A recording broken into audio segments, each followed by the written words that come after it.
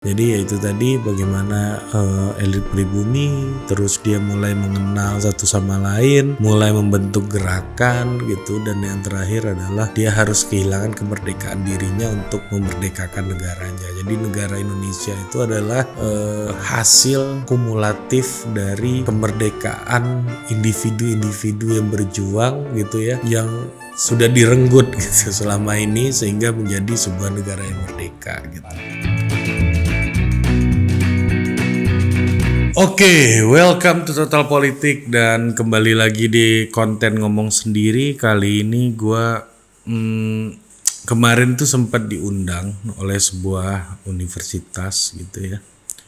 Gue nggak tahu nih, gue belum dapat konfirmasi apa-apa dari panitia yang undang gue jadi pembicara ini, dan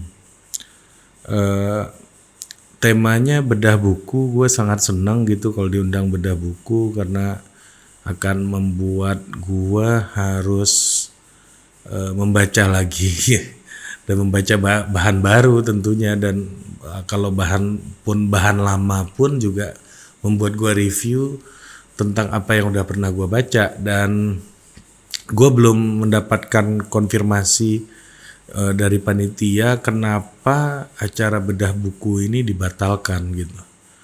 Yang mana bedah buku ini membahas karya Pramudia Anantatur, Bumi Manusia. Nah, karena bedah bukunya itu dibatalkan dan menurut gue tema ini menarik, gue akan ngomongin di sini dan mengenai buku ini, dan ya gue berharap ada konfirmasi dari panitia apakah karena tema diskusinya dilarang atau seperti apa, kenapa itu dilarang. Karena kemarin nanya rate card gue berapa diundang untuk jadi pembicara, gue serahkan kepada panitia seberapa besar mereka mau berdonasi untuk Total Politik. Kita nggak mematok harga juga, dan tapi ternyata dibatalkan. Gue juga salah apa gitu gue tuh. Kenapa dibatalin gitu, padahal ini temanya menarik banget, dan menurut gue ini salah satu karya novel terpenting di Indonesia. Tetapi tulisan-tulisan semacam ini sempat dilarang di Indonesia karena Pram ini dianggap sebagai salah satu ikon dari gerakan kebudayaan kelompok kiri ketika itu, dan pernah menjadi tahanan politik, dibuang ke Pulau Buru. Dan makanya salah satu buku yang ditulis sangat fenomenal di pembuangannya itu yaitu tetralogi Buru itu, yang mana buku pertamanya itu adalah Bumi Manusia. Nah, Bumi Manusia ini sebenarnya udah difilmkan, dan di film itu yang menjadi tokoh utamanya, menjadi Mingke, itu adalah Iqbal Ramadan, mantan penyanyi cilik Cowboy Junior ya, yang sekarang udah jadi YouTuber. Kalau dia mah nge-YouTube sebulan aja udah bisa 1 juta subscribersnya. Kalau gua 40.000, penontonnya 1.000. Tapi ya nggak apa-apa, gue senang udah punya teman-teman baru yang mau diajak berdiskusi tentang tema-tema yang membuat gue tertarik selama ini. Dan ya, tapi gue nggak akan bahas review filmnya karena menurut gue sih filmnya nanggung banget, dan nggak terlalu dapat esensi dari buku tetralogi Buru itu.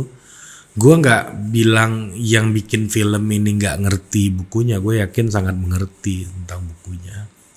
Tetapi ketika mereka memutuskan untuk mempublikasi film dan menjadikan itu sebagai sebuah karya film yang harus didistribusikan melalui layar-layar bioskop, mereka harus menghitung aspek komersilnya tentunya. Dan ketika harus berdamai dengan aspek komersil, tentunya akan banyak kompromi-kompromi yang dilakukan sehingga akan sangat, bukan sangat sih, akan terjadi gitu ya,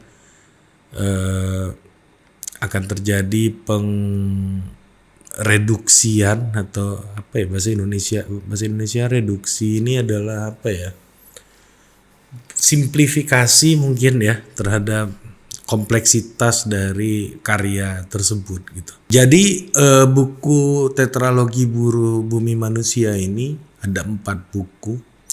Buku pertama itu, makanya ketika dia bilang Bumi Manusia, sebenarnya sih gue nggak terlalu setuju kalau dibahas Bumi Manusia aja, karena at least sih udah memberikan nge-mention gitu ya, 4 bukunya ya. Buku pertama itu Bumi Manusia, di versi bahasa Inggrisnya judulnya The Earth of Mankind gitu ya. Yang kedua itu Jejak Langkah apa Anak Semua Bangsa dulu ya. Pokoknya yang terakhir itu adalah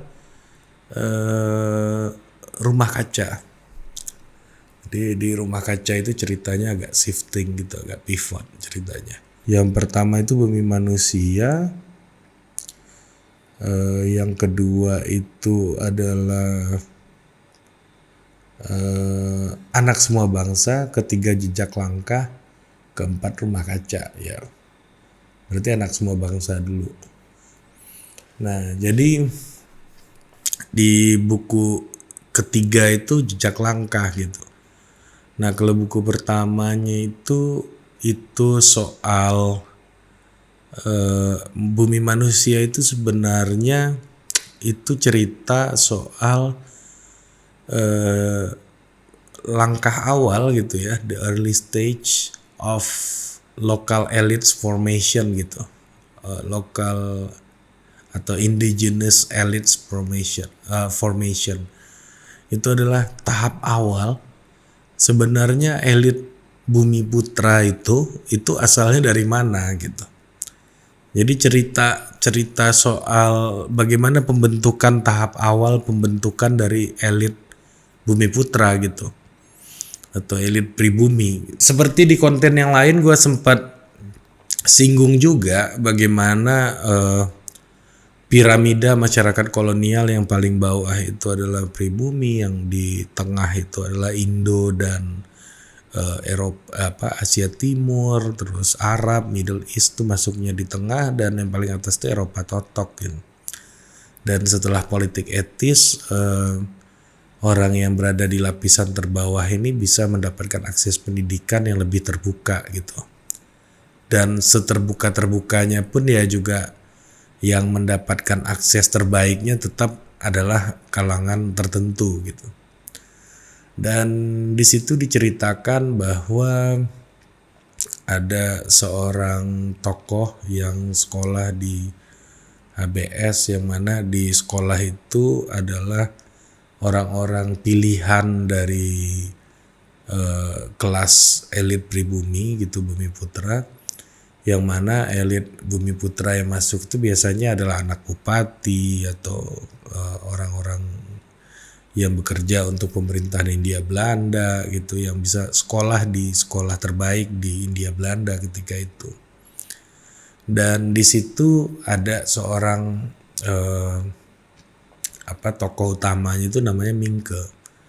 Jadi Mingke inilah yang menjadi simbolisasi dari seperti apa sih elit Bumi Putra ketika itu gitu. Ketika zaman kolonial Belanda itu elit Bumi Putra itu psikologinya kayak apa gitu. Karena di situ diceritakan namanya kan T.A.S gitu, TAS. Kalau dalam sejarah orang menduga Pramudia Anantatur itu menceritakan sosok Bapak Pers Nasional Tirto Adi Suryo gitu. Dan kemudian dia dipanggil Mingke. Mingke itu adalah panggilan ketika dia itu nakal di kelas gitu. Gurunya marah gitu, manggil nama dia Monkey, monyet ya, tapi di telinga orang itu Mingke. Jadi nama monyet itu dipakai oleh si Mingke ini ya, menggantikan nama Jawanya sebagai upaya untuk menjadi Eropa gitu, menjadi kelas yang berada di atasnya. Jadi ini yang disebut dengan mimikri gitu. Kalau lo baca di teori-teori postkolonialisme gitu ada istilahnya mimikri. Jadi orang bangsa yang terjajah itu mencoba untuk terus meniru bangsa yang yang menjajahnya gitu. Nah itulah yang terjadi gitu, dan ketika Mingke sekolah di sekolah Eropa dan berkawan dengan orang-orang Eropa juga, dengan elit-elit Bumi Putra, anak-anak raja kecil di daerah itu. Dan kemudian dia jatuh cinta kepada anak seorang gundik Belanda gitu ya. Dan juga anak seorang Belanda yang mana dia adalah Indo gitu.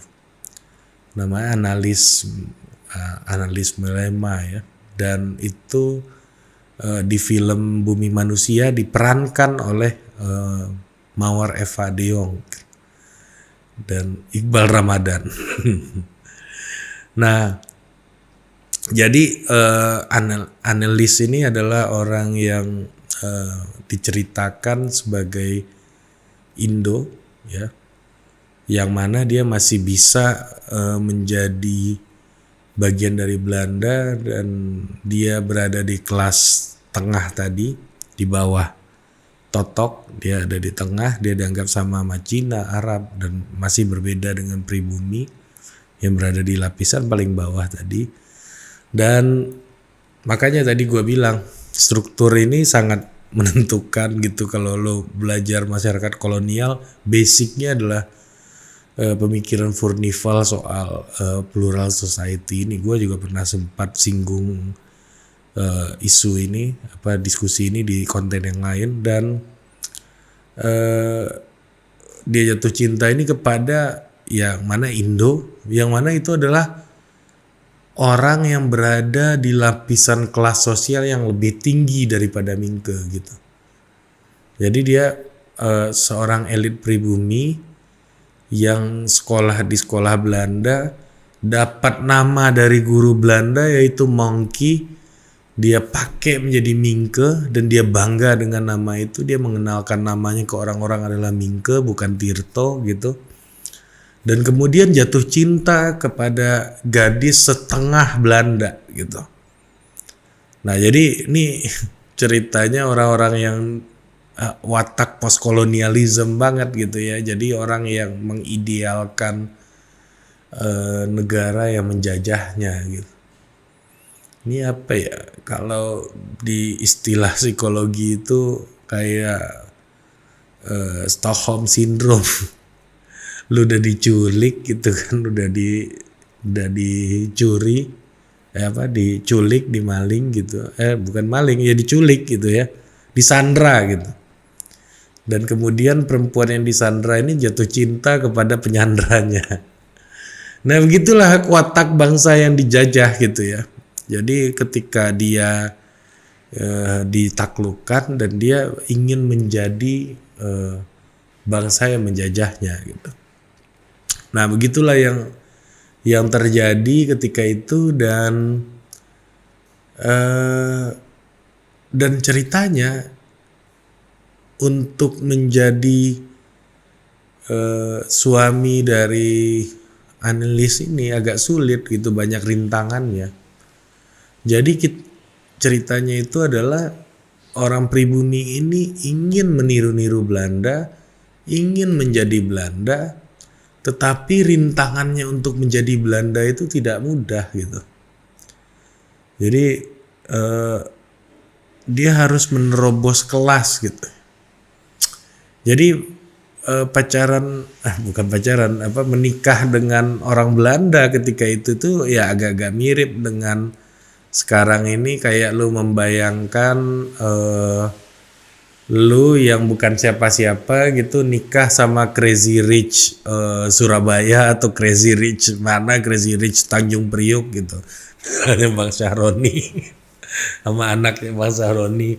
Ya sama sulitnya dengan itu gitu. Jadi agak susah mencari linknya atau kayak apa ya, kayak penjaga toko di salah satu pertokoan ITC di di Jakarta gitu, nikah dengan eh, perempuan laki-laki gitu ya, penjaga toko laki-laki di ITC di Jakarta gitu, nikah sama anaknya yang punya, ya anaknya Pak Abu Rizal Bakri atau anaknya Pak Yusuf Kala gitu.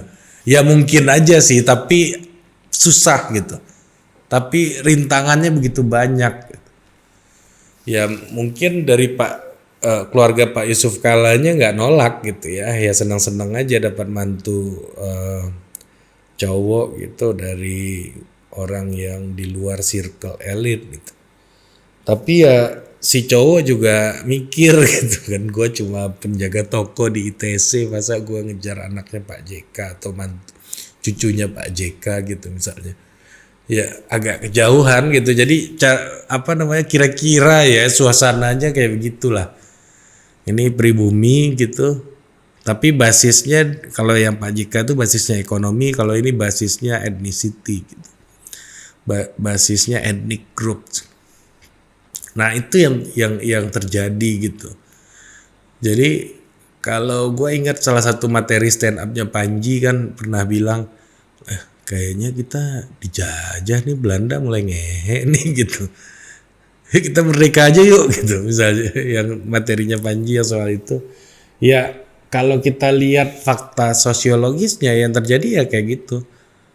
Kok gue suka sama cewek Belanda ini tapi gue nggak boleh nikah sama dia nih gitu, dipersulit gue, kurang ajar juga nih Belanda gitu. Nah karena gitu, karena beda kelas tadi, karena ada plural society, ada struktur masyarakat yang berlapis gitu di masyarakat kolonial yang basisnya adalah ethnic group gitu.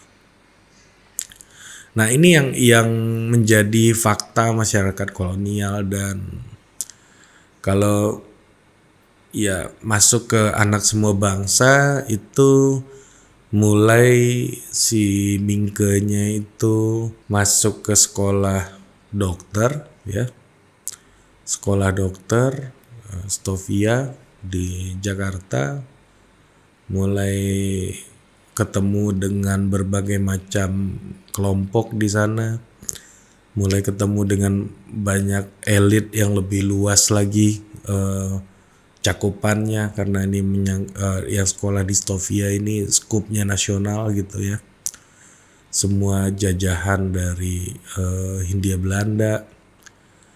Dan di situ dia mulai mengenal konsep soal nation gitu ya. Dan di jejak langkah itu yang ketiga bukunya itu bagaimana the formation of nation, apa namanya, nasionalisme itu muncul gitu. Jadi Bumi Manusia itu soal psikologisnya elit pribumi seperti apa ya.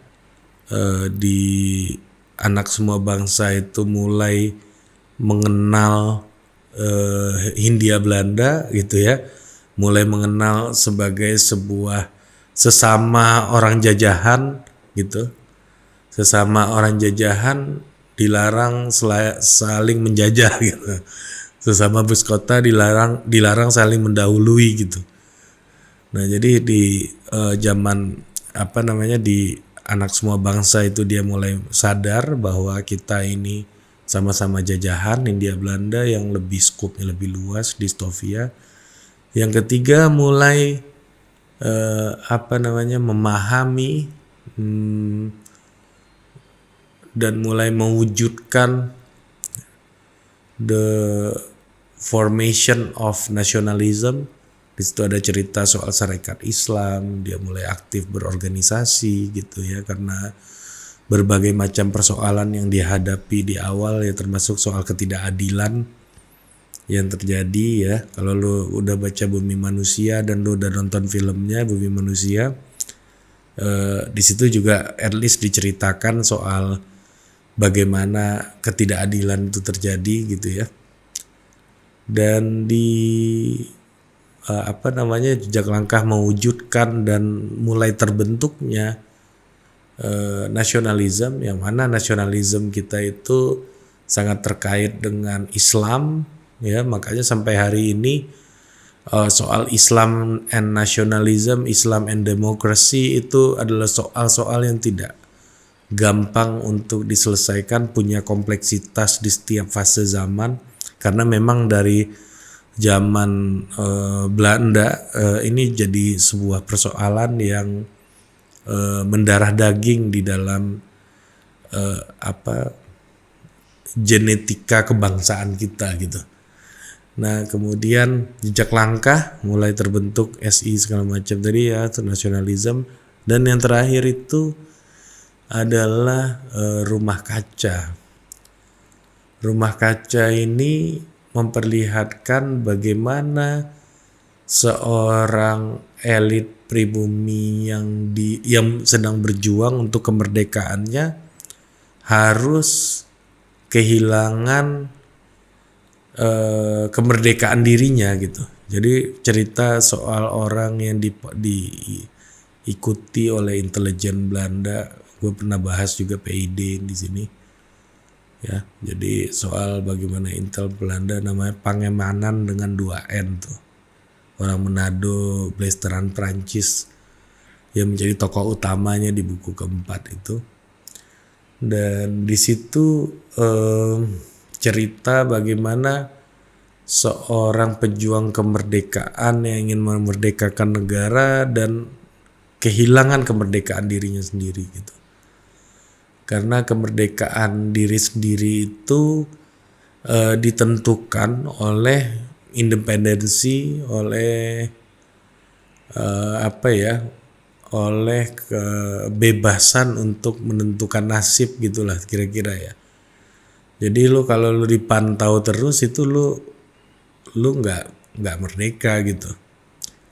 Jadi orang yang merdeka itu adalah orang yang memiliki hak penuh terhadap dirinya, termasuk juga kalau lu dipantau setiap saat berarti lu nggak punya hak penuh terhadap diri lu, karena orang bisa melihat lu setiap saat gitu, termasuk dalam cerita itu gitu. Jadi ya itu tadi bagaimana elit pribumi terus dia mulai mengenal satu sama lain, mulai membentuk gerakan gitu, dan yang terakhir adalah dia harus kehilangan kemerdekaan dirinya untuk memerdekakan negaranya. Jadi negara Indonesia itu adalah hasil akumulatif dari kemerdekaan individu-individu yang berjuang gitu ya, yang sudah direnggut gitu selama ini sehingga menjadi sebuah negara yang merdeka gitu. Mungkin itu aja, sampai jumpa lagi di ngomong sendiri berikutnya, dan ya gue akan berbicara mengenai tema-tema yang mungkin sangat variatif, mulai dari pemilihan presiden sampai sejarah sampai apapun, pokoknya ini tema-tema yang gue lagi pengen ngomongin aja. Sampai jumpa lagi di ngomong sendiri berikutnya. Dah.